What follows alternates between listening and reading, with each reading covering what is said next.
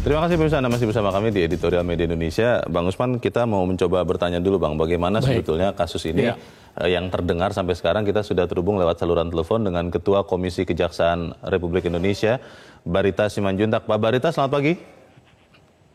Selamat pagi Bang Leo, selamat pagi Bang Usman. Selamat pagi. Sehat.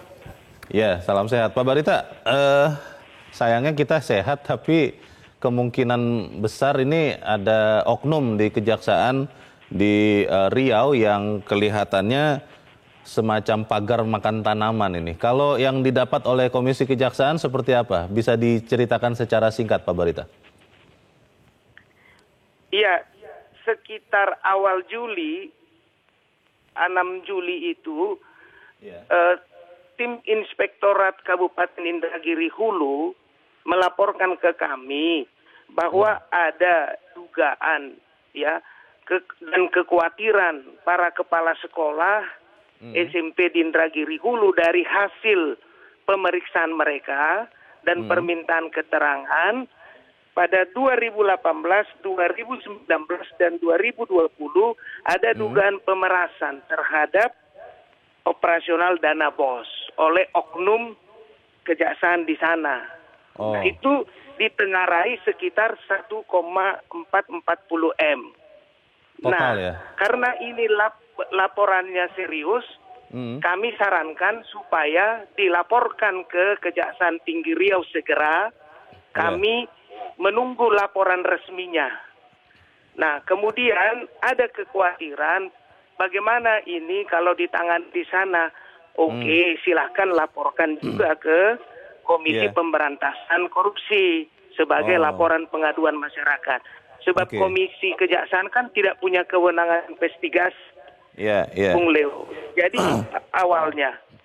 Nah, kemudian pada Maaf Pak, ini saya singkat dulu. Pak Barita, ini sebetulnya modus dari oknum jaksa ini seperti apa? Apakah memang ada dugaan penyelewengan dana BOS oleh kepala sekolah yang kemudian diperas, atau apa modusnya? Bagaimana cara kerjanya, Pak?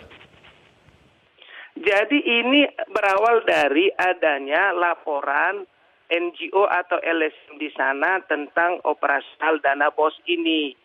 Lalu dilaporkan ke kejaksaan. Lalu kejaksaan dalam prosesnya oleh oknum kepala sekolah itu merasa khawatir terhadap proses itu sehingga mereka merasa diperas. Sehingga adanya permintaan itu mereka penuhi. Itu laporannya yang sampai ke kita. Jadi sebetulnya ada penyelewengan dana BOS oleh kepala sekolah atau tidak sebetulnya yang diperas ini? Nah, ini secara detail teknisnya kan saya tidak mengetahui, tetapi yang muncul adalah kekhawatiran ini jadi dikriminalisasi begitu. Karena ini hal yang membuat mereka juga takut. Karena kalau sudah diperiksa, dipanggil, kan ada kekhawatiran. Sebab mereka sampaikan bukan soal mereka benar atau salah, tetapi adanya ancaman kalau tidak ini dikriminalisasi. Begitu yang disampaikan laporannya ke kami. Tadi Pak Barita katakan ini sudah dari tahun 2018 ya Pak ya? Iya, 2018, 2019, 2020 yang dilaporkan ke kami begitu. Ini temuan dari tim inspektorat ketika mereka memeriksa dana BOS itu dalam tugas aparat pengawas internal pemerintah. Sejauh ini bagaimana Pak penanganan kasus ini? Apakah Kejaksaan Agung akan menuntaskannya atau seperti apa yang didapat Komisi Kejaksaan? Nah, dengan itu kami meminta keterangan dari mereka pada tanggal 24 Juli. Dan karena ada kepala sekolah yang mundur, kami juga mengundang dan bersama dengan Komisi Aparatur Sipil Negara menerima tim itu. Nah, dari situlah kemudian sesudah kita menerima laporan resmi, kita menyampaikan ke Jaksa Agung masalah ini. Disitulah progresnya ini semakin cepat. Begitu Jaksa Agung mengetahui bahwa ada masalah dan kita sampaikan, prosesnya cepat dan sampai pada tahapan ditetapkan tersangka dan ditahan, Bung Leo. Baik. Ini akan ditangani sepenuhnya oleh Kejaksaan Agung atau mungkin ada bantuan lagi dari sesama penegak hukum, katakanlah KPK begitu, Pak Barita? Iya, memang ini karena sudah ada kekhawatiran seperti itu, ya sebaiknya menurut kami memang kejaksaan itu koordinasi dengan KPK. Setidaknya KPK bisa melakukan supervisi supaya para kepala sekolah tidak khawatir kan pelaksanaan pendidikan, supaya ada kepercayaan kepada penegakan hukum. Kita apresiasi kejaksaan atas cepat yang ditindak, ditetapkan tersangka oknum pejabat Kejari itu. Tapi untuk memulihkan kepercayaan pada publik, ya khususnya pada para kepala sekolah dan di Kabupaten Indragiri Hulu itu sangat baik kalau KPK juga melakukan fungsi supervisi untuk memberi keyakinan bahwa penegakan hukum jangan khawatir akan berjalan dengan. Oke, kita tunggu sama-sama bagaimana kelanjutannya Pak Barita Simanjuntak, Ketua Komisi Kejaksaan Republik Indonesia. Terima kasih Pak sudah mencerahkan kami pagi ini. Selamat pagi. Pertanyaannya adalah kalau memang kepala sekolahnya tidak ada indikasi menyelewengkan bos, apa bisa diperas juga Bang? Iya, bisa saja begitu ya. Jadi kan begini, kalau kita lihat di daerah-daerah, begitu tahu LSM, apakah media begitu kan, terutama mohon maaf ya kita sebut wartawan bodrek begitu. Jadi-jadian? Iya, jadi-jadian itu wartawan bukan wartawan pada dasarnya, itu dia tahu jadwal kapan sekolah-sekolah itu menerima dana BOS dan biasanya mereka akan mendatangi kepala-kepala sekolah itu begitu kan. Nah, kepala sekolah ini tentu saja ada yang juga menyelewengkan, tetapi banyak juga yang bersih begitu kan. Tetapi kalau didatangi oleh mereka beramai-ramai, ya namanya manusia, ada khawatir juga begitu. Nah, mungkin juga karena ini juga LSM juga NGO, bukan LSM yang ya kita kenal selama ini begitu kan. Jadi kita tidak tahu juga namanya di daerah-daerah ini begitu. Nah, mungkin karena mereka juga meminta bagian dari kepala sekolah, dana BOS itu tidak diberikan, maka biasanya mereka akan melaporkan apakah itu ke kepolisian, apakah itu ke kejaksaan misalnya. Di kasus begitu Indragiri kan. ini ke kejaksaan. Ke kejaksaan mungkin ya, dan kemudian juga dibaca. Nah, media juga media mainstream di sana juga memuat bahwa ada 64 kepala sekolah yang mundur begitu. Nah, kejaksaan kan mestinya mengusut persoalan ini, misalnya apakah ada pemerasan dari oknum tertentu begitu kan atau tidak, tetapi malah ikut juga memeras, itu problemnya. Pertanyaannya adalah begini, apakah kita bisa serahkan ini dan kita percayakan penuh kepada kejaksaan yang berusaha membersihkan dirinya, atau memang harus ada perkuatan dari lembaga penegak hukum lain, KPK misalnya atau yang lain? Kita akan bahas di bagian berikut. Bang Usman dan pemirsa tetap bersama kami, Editorial Media Indonesia segera kembali.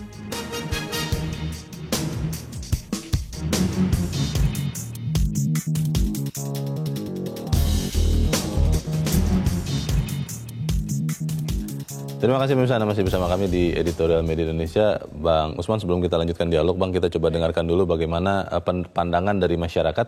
Kita sudah terhubung dengan pemirsa Metro TV di Pontianak, Kalimantan Barat.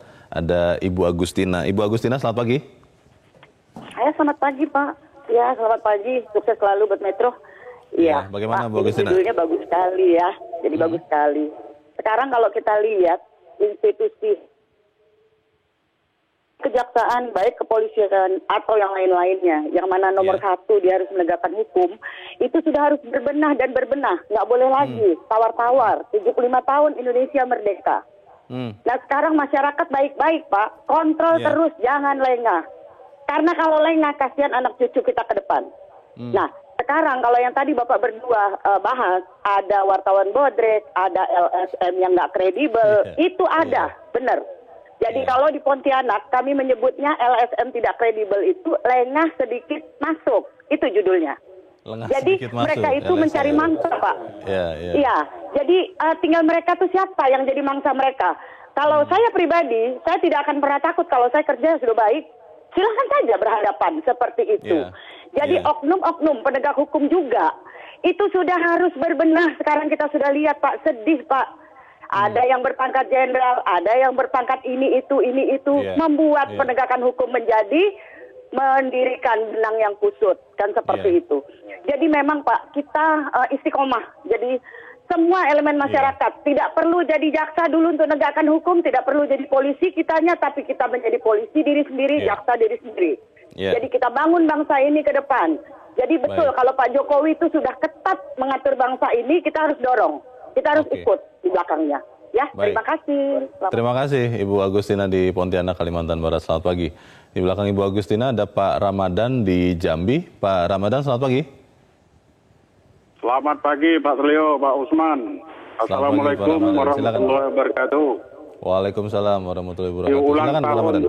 Di ulang tahun kemerdekaan RI 75 tahun kita merdeka ini, saatnya lah lagi Pak Leo, saatnya lah lagi penegak hukum itu menunjukkan jati dirinya kepada masyarakat.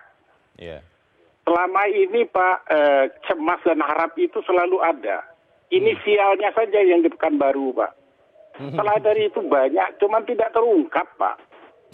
Saya berharap LSM yang melaporkan itu pemerintah memberikan penghargaan terhadapnya. Itu yang pertama. Yang kedua, yang pagar makan tanaman ini tolong dihukum berat-berat, Pak. Biar yang lain jerah gitu. Yang ketiga, mohonlah Ombudsman memberikan penyehatan, pengertian hukum terhadap KPA, kuasa pengguna anggaran di setiap daerah, Pak. Kalau pengguna anggaran ini mengerti hukum, tentu dia tidak mau memberikan uang kepada penegak hukum, memeras itu, Pak. Saya kira jalannya seperti itu. Orang pengguna anggaran mengerti hukum. Siapa yang berikan hukum? Ombudsman sosialisasikan itu. Oke. Baik, terima kasih Pak Ramadan di Jambi. Selamat pagi Pak. Di belakang Pak Ramadan ada Ibu Upik Muara di Jakarta. Ibu Upik, selamat pagi. Pagi, Bang Leonard dan Bang Usman Kansong. Selamat pagi. Ini silakan, maaf nih, saya ini tentang objektivitas kejaksaan. Ini terjadi di Indragiri, di mana-mana ya kayaknya ya. Sepertinya nggak akan cerah. Di Indonesia ini seperti ini, terus seperti ini lagi, ulang lagi. Nggak pernah pintar ya. Jadi penegak hukum ini saya melihatnya ini penegak hukum semua ya. Kepolisian, kejaksaan tuh sama sekali, apalagi KPK. Itu pun saya tidak percaya gitu. Karena di sini apalagi kejaksaan, membersihkan diri dari Kejaksaan Agung ini bagaimana. Ada senioritas, ada junioritas. Ya, terus belum lagi nanti di Pemdanya ada IPDN junior senior, IPDN itu seperti itu, jangan salah ya. Terus inspektorat itu juga giginya ompong-ompong semua. Jadi apa gitu loh, saya ini perjalanan ini apa nih bos nih, 64 kepala sekolah SMP. Kemudian LSM pun demikian, adalah piaraan polisi, piaraan kejaksaan, suruh ngintip mana yang salah. Jadi katanya ya Bu Upik ya. Iya, itu masih katanya kan Bu, harus dibuktikan. Pengalaman pribadi saya punya waktu saya sidang lapangan, saya sudah siapkan, saya pakai pos bakum juga sama mainnya, padahal dia dikasih uang anggaran setiap ada perkara, tapi pos bakumnya juga seperti itu. Oke, Bu Upik masih punya pengharapan tidak Bu bahwa penegak hukum mungkin dalam kasus ini adalah kejaksaan benar-benar akan bisa membersihkan dirinya sebersih-bersihnya, Bu Upik? Kalau sebersih-bersihnya nggak mungkin ya, karena sudah membudaya. Mungkin kalau nggak tahu lewat apa ini, mungkin lewat hantaman yang dasar dari dapat hidayah lah gitu ya, hidayah pembukaan di otaknya, negarawan, jujur dan sebagainya, susah ya gitu. Oke, terima kasih Bu Upik Muara di Jakarta. Selamat pagi. Sudah kehilangan pengharapan Bang. Tapi kita masih coba dengarkan lagi, ada pemirsa Metro TV di Surakarta, Jawa Tengah. Ada Pak Bambang Saptono. Pak Bambang, selamat pagi. Selamat pagi Metro TV dan selamat pagi saudaraku bangsa Indonesia. Merdeka. Selamat pagi Pak Bambang. Silakan Pak. Kami turut mengecam adanya beberapa pejabat Kejaksaan Negeri di Kabupaten Indragiri Hulu Riau yang diduga melakukan pemerasan terhadap 64 kepala sekolah SMP terkait dengan dana BOS. Begitu pula Mas terhadap Jaksa Pinangki yang menjadi tersangka terkait dengan kasus tindak pidana korupsi yang diduga telah menerima dana 500.000 US dollar dari terpidana korupsi Bank Bali Joko Chandra. Nah, kejadian tersebut sangat mencoreng dan merusak kepercayaan masyarakat kepada institusi penegak hukum khususnya kejaksaan.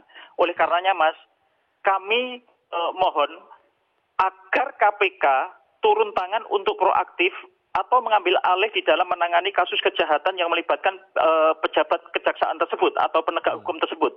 Dengan harapan agar kasus tersebut bisa diungkap secara tuntas dan pelakunya juga yang notabene pejabat penegak hukum tersebut diancam hukuman yang seberat-beratnya. Kami tidak percaya bahwa kasus tersebut bisa diungkap secara tuntas dan pelaku akan dijerat atau diancam dengan hukuman seberat-beratnya ketika yang menangani kasus tersebut dari internal kejaksaan. Pasti akan memiliki subjektivitas yang tinggi. Ibarat orang Jawa, Mas, yaitu tego larane ning ora tego patine. Ya, terima kasih. Terima kasih Pak Bambang Sabtono di Surakarta, Jawa Tengah. Selamat pagi, Pak. Dari 4 penelpon, 2 mengatakan sudah susah untuk percaya kepada oknum, maksud saya kepada institusi di mana oknum ini ada. Ini bagaimana nih, Bang? Iya, jadi memang begini, dimanapun ada penyimpangan seperti yang terjadi di Indonesia, tapi memang kalau di Indonesia barangkali overdosis begitu kan. Kalau sekali ya atau berapa persen begitu, 1% katakanlah seperti itu kan. Yang ditoleransi misalnya kalau fraud itu kan 1% katakanlah seperti itu, tapi di kita memang overdosis. Nah artinya apa? Kalau memang seperti tadi disampaikan siapa penelpon Bu Upi ya, Bu Upi bilang nggak percaya kalau bersih benar-benar begitu. Tetapi paling tidak kita menginginkan berangsur-angsur itu berkurang, ya berkurang sehingga sampai pada tingkat yang sangat minimal. Nah kalau dalam konteks ini saya kira kita masih punya harapan, ya masih punya harapan. Tapi kalau bersih sama sekali memang tidak bisa. Nah salah satu harapan itu yang bisa dilambungkan oleh kejaksaan adalah transparansi, ya transparansi. Dengan satu itu, kedua dengan melibatkan institusi penegak hukum lain, misalnya KPK seperti Komjak tadi kan, Komisi Kejaksaan mengatakan paling tidak mensupervisi begitu, sehingga kelihatan ada itikat baik. Tadi bahasa Komisi Kejaksaan adalah memulihkan kepercayaan rakyat terhadap penegakan hukum. Salah satunya adalah transparansi dan salah duanya itu adalah melibatkan KPK, kan kira-kira seperti itu. Ini ada informasi Bang Usman bahwa para kepala sekolah yang di kasus Indragiri ini mereka khawatir akan ditersangkakan karena kemungkinan akan dikenakan pasal suap. Padahal menurut mereka intinya adalah pemerasan. Iya, itu dia. Jadi begini, kita harus membedakan suap dengan pemerasan, ya. Kalau sesuatu, ya pemberian uang itu tidak dilaporkan, itu maka akan dianggap sebagai sogokan gitu ya, suap begitu. Kalau dia dilaporkan dia bisa jadi suap begitu. Ya kalau tidak ya bagaimana begitu, dia jadi korupsi kan begitu. Nah ini persoalannya saya kira itu sering sekali terjadi seperti itu. Ya dibilang suap, ya padahal sebetulnya adalah pemerasan. Ya ini kan kepala sekolah sudah melaporkan, jadi artinya jatuhnya itu pemerasan, bukan suap begitu loh. Oke, kita nanti akan bahas lebih jauh apakah memang benar bisa ada institusi lain masuk ke dalam, tapi kita harus jeda dahulu dan pemirsa tetap bersama kami Editorial Media Indonesia segera kembali.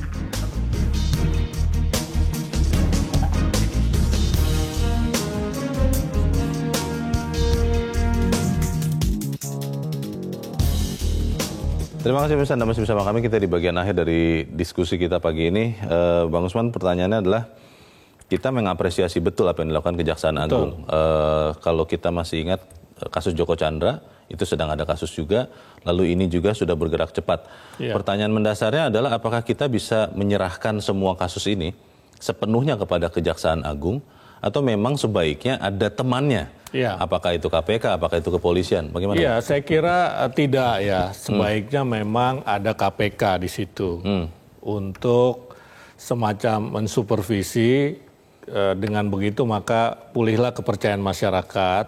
Sebab tidak bisa dimungkiri bahwa ketika orang sendiri yang menyidik itu ya, saya kira ada ewuh pakai ewuh lah, paling tidak seperti itu. Karena teman sendiri ya? Betul, ada upaya untuk melindungi misalnya seperti itu. Nah karena itu kenapa ketika Kejaksaan mengumumkan akan melakukan pendampingan hukum terhadap Jaksa Pinangki, ini kan ICW misalnya itu memprotes itu kira-kira seperti itu. Kenapa? Ya alih-alih memberikan pembelaan malah melindungi. Nah, kalau itu dari jaksa sendiri yang mengusahakan, sebetulnya biar saja Pinangki ini mencari bantuan hukum dari luar atas nama pribadi dia begitu misalnya. Ya memang kejaksaan beralasan bahwa dia statusnya masih sebagai jaksa begitu. Bagian dari korps. Bagian dari korps. Tapi saya kira kan bisa dipisahkan itu untuk paling tidak memberikan kepercayaan kepada masyarakat bahwa Kejaksaan Agung betul-betul ingin mengusut kasus ini adalah salah satunya tadi dengan tidak memberikan pendampingan hukum secara institusional dari kejaksaan, tapi biarlah Pinangki mencari sendiri. Kira-kira seperti itu. Yang kedua tadi dalam kasus umum ya, apakah Pinangki maupun kasus kepala sekolah ini adalah dengan melibatkan KPK dalam mensupervisi. Toh kalau kita lihat kasus Indragiri di Riau ini kan sudah juga melaporkan ke KPK kan begitu. Nah, jangan sampai muncul kesan ketika misalnya masyarakat di Indragiri melaporkan ke KPK, kejaksaan tahu, kemudian kejaksaan langsung menangkap gitu, mengambil kan begitu. Ya jangan sampai muncul kesan seperti itu supaya tidak ditangani KPK, maka kejaksaan ambil alih. Oh, bisa juga ya? Ya untuk memulihkan kepercayaan masyarakat, saya kira karena itu libatkanlah KPK, kan begitu mestinya, ya kan? Nah, yang ketiga adalah tentu saja transparansi. Oke lah kita bisa mengawal, tetapi kan lebih baik juga kalau kejaksaan proaktif untuk katakanlah memberikan secara rutin perkembangan penyidikan kasus ini, begitu update begitu kan. Nah, ini akan baik, pulih lagi kepercayaan masyarakat. Tadi apa yang disampaikan Ibu Upik Muara tadi, Ibu Upik mulai percaya nih lama-lama ada loh upaya dari Kejaksaan Agung begitu kan. Untuk membersihkan diri. Iya, kita kan juga mengapresiasi kok begitu.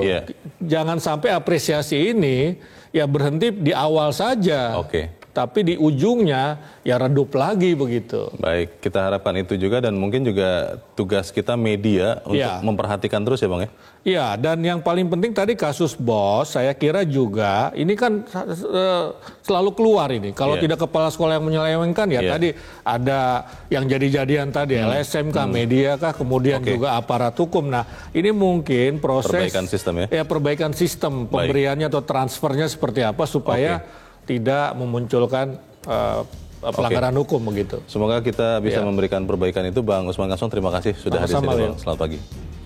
Pemirsa, kita tentu tidak ingin pengusutan kasus berlevel memalukan seperti pemerasan dana bantuan operasional sekolah atau BOS oleh aparat penegak hukum hanya kelihatan garang di awal, tapi kemudian lembek di pertengahan dan babak akhir. Karena itu kita, publik harus mengawalnya dan memastikan penuntasan kasus itu tetap persisten. Dan yang penting adalah harus objektif dan profesional karena ini adalah ujian untuk objektivitas kejaksaan. Saya Leonard Samosir, terima kasih Anda sudah menyaksikan. Selamat pagi.